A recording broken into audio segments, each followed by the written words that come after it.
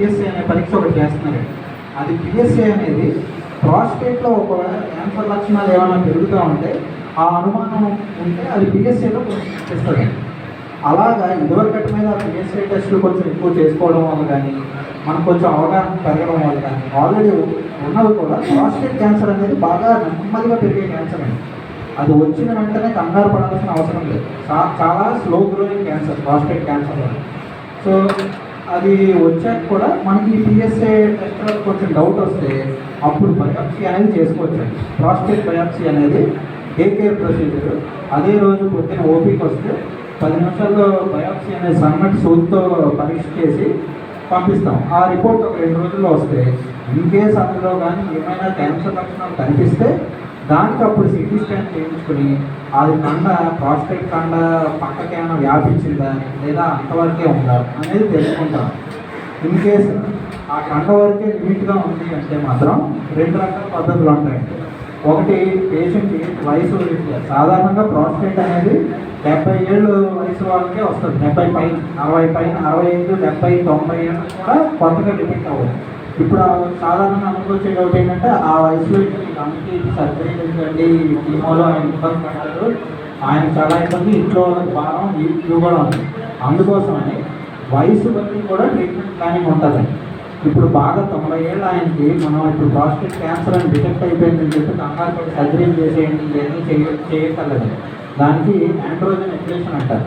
ఇప్పుడు మగవాళ్ళ గేట్లను ఉంటాయి కదా, దానిలో ఉండే హార్మోన్ కట్ చేసేస్తే ప్రాస్టేట్ కంట పెరగడం మానేస్తుంది. సో ఒకవేళ అలాంటి పెద్ద వయసు మాత్రం అలాంటి ట్రీట్మెంట్ చేసుకుని మిగతా జీవితం హ్యాపీగా క్యాన్సర్ ఉన్నా కానీ ఇబ్బంది లేకుండా ఎలా జరపచ్చు అలా చూడొచ్చు.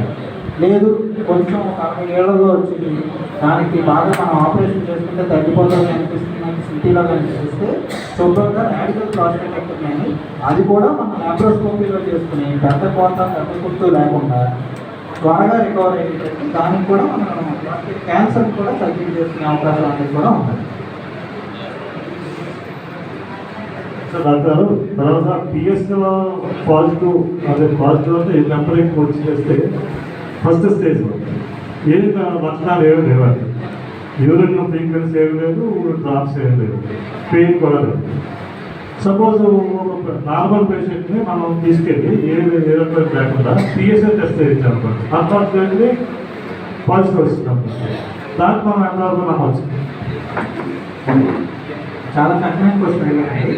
పిఎస్ఏకి సెన్సిటివిటీ తక్కువ సాధారణ. అంటే ఏమంటారంటే పిఎస్ఏ ప్రాస్టేట్లో ఇబ్బంది ఉంటుంది కానీ ప్రాస్టేట్ క్యాన్సర్ అని కన్ఫర్మేషన్ అయితే కాదండి. పిఎస్ఏ పెరిగితే ప్రాస్టేట్ క్యాన్సరే అని అయితే కాదండి. పిఎస్ఏ సాధారణంగా మనం ఒక 10 కిలోమీటర్ల సైకిల్ తొక్కిన వాళ్ళకి కూడా పిఎస్ఏ పెరుగుతుంది. మనకు అక్కడ అదూరం వల్ల పిఎస్ఏ 10 కిలోమీటర్ల సైకిల్ తొక్కిన వాళ్ళకి కూడా ఇమీడియట్గా టెస్ట్ చేస్తే పెరగదు. ఒక రీడింగ్ పిఎస్ఏ ఎక్కువ వచ్చేయడం వల్ల మనం అది క్యాన్సరా అని కంగారు పడాల్సిన అవసరం లేదు. యూరిన్ ఇన్ఫెక్షన్ ఉన్నా పిఎస్ఏ పెరగచ్చు, యూరిన్లో ఎప్పుడైనా చిన్న బ్లీడింగ్ వచ్చినా పిఎస్ఏ పెరగచ్చు, ఇలాగ ఎక్కువ దూరం సైకిల్ తొక్కినా కూడా పిఎస్ఏ పెరగచ్చు, ప్రాస్టేట్ ఇన్ఫెక్షన్ వచ్చినా కూడా పిఎస్ఏ పెరగచ్చు, ప్రాస్టేట్ క్యాన్సర్లో ఎలాగ పెరుగుతుంది. సో ఒక రీడింగ్లో పిఎస్ఏ అనేది కొంచెం పెరగడం వల్ల కంగారు పడాల్సిన అవసరం లేదు. సాధారణంగా ఫస్ట్ రీడింగ్ మన పిఎస్ఏ పెరిగితే మనం యూజువల్లీ నా దగ్గరికి వచ్చిన పేషెంట్కి మనకి పర్రెక్టర్ ఎగ్జామినేషన్ చేసి ప్రాస్టేట్ కండ గట్టిదనం ఎంత ఉందనేది చూస్తాం. అది కానీ బాగా గట్టి ఉందంటే క్యాన్సర్ లక్షణాలు కొంచెం ఎక్కువ ఉండొచ్చేమో అని అనుమానమే కానీ కన్ఫర్మేషన్ కాదండి. అప్పుడు పిఎస్ఏ పరీక్ష మళ్ళీ 4 వారాలు రిపీట్ చేస్తాం.